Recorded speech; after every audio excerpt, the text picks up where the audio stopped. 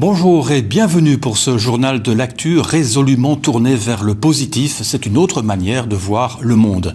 Et avec notre invité, on vous parlera d'un festival axé sur la transition écologique qui va se dérouler la fin du mois à Couvain et pour lequel les organisateurs recherchent aussi des bénévoles. Crescendo, c'est un festival qui va se dérouler à la fin de ce mois à Couvain. Crescendo, c'est un festival qui met à l'honneur des initiatives en faveur de la transition écologique. Bonjour Lucas Stordeur. Alors vous êtes un des organisateurs. Comment est née l'idée de ce festival ?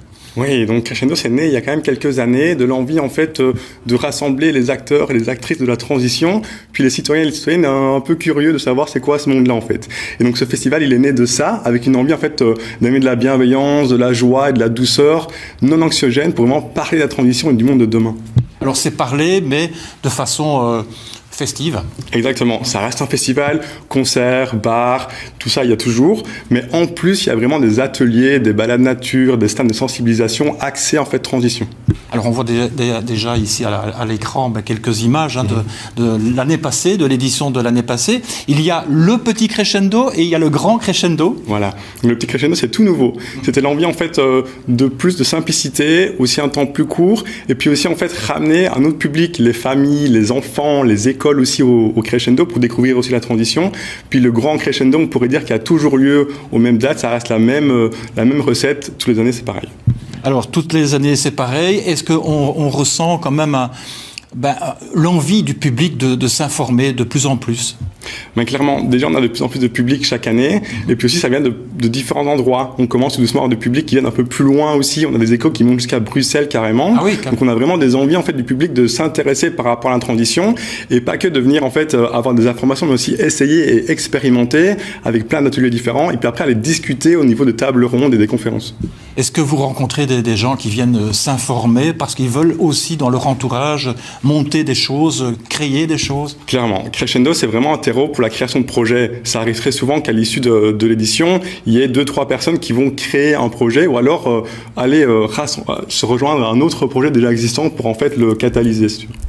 Alors, un festival, ça nécessite des bénévoles. Vous en avez bien sûr. Pas assez ?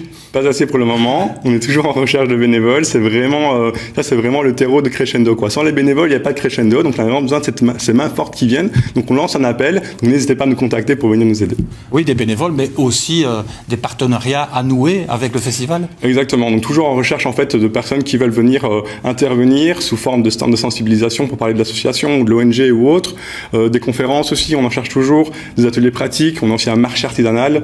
Voilà, un peu tout genre. Alors, comment est-ce que vous faites pour dénicher justement ces partenaires, ces intervenants, ces personnes qui vont animer aussi le festival ? Comment vous faites ? Donc là, c'est la 4e édition. Donc on commence doucement à venir vers nous en fait. Ça, c'est déjà la première chose. Donc on attire déjà des personnes qui veulent venir en fait parler de ce qu'elles font.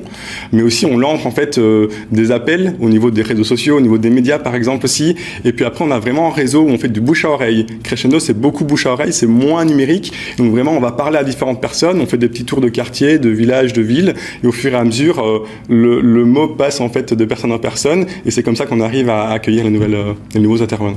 Alors comment fait-on pour trouver le site de Crescendo, je veux dire le site là-bas à Couvain, pour les personnes qui n'habitent pas Couvain et qui voudraient venir à ce festival à la fin de ce mois ? Ok. La mobilité douce, c'est vraiment ce qu'on met en avant. Donc train, bus, c'est assez simple. Il y a une gare à Couvain qui se trouve à 5 minutes à pied du site de Crescendo. C'est vraiment ça. Donc de Namur, de Charleroi, de Bruxelles, c'est assez simple. En bus aussi, c'est possible. Évidemment, le covoiturage ou même la voiture, c'est possible aussi. C'est le long d'une nationale, donc en fait, c'est assez facile pour venir le rejoindre.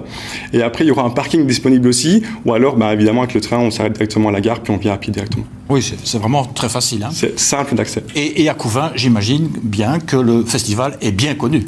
Il est bien connu à Couvain, et pas que dans Couvain, dans les régions aussi aux alentours. Il est assez connu, il a pas mal une notoriété aussi des petits villageois, des petites villageoises. Voilà. On rappelle peut-être une adresse pour le contact ? Pour le contact, oui. On peut aller soit sur le site www.festivalcrescendo.be ou alors sur mon adresse, c'est lucas@festivalcrescendo.be. Eh bien, merci beaucoup d'avoir accepté notre invitation, Lucas.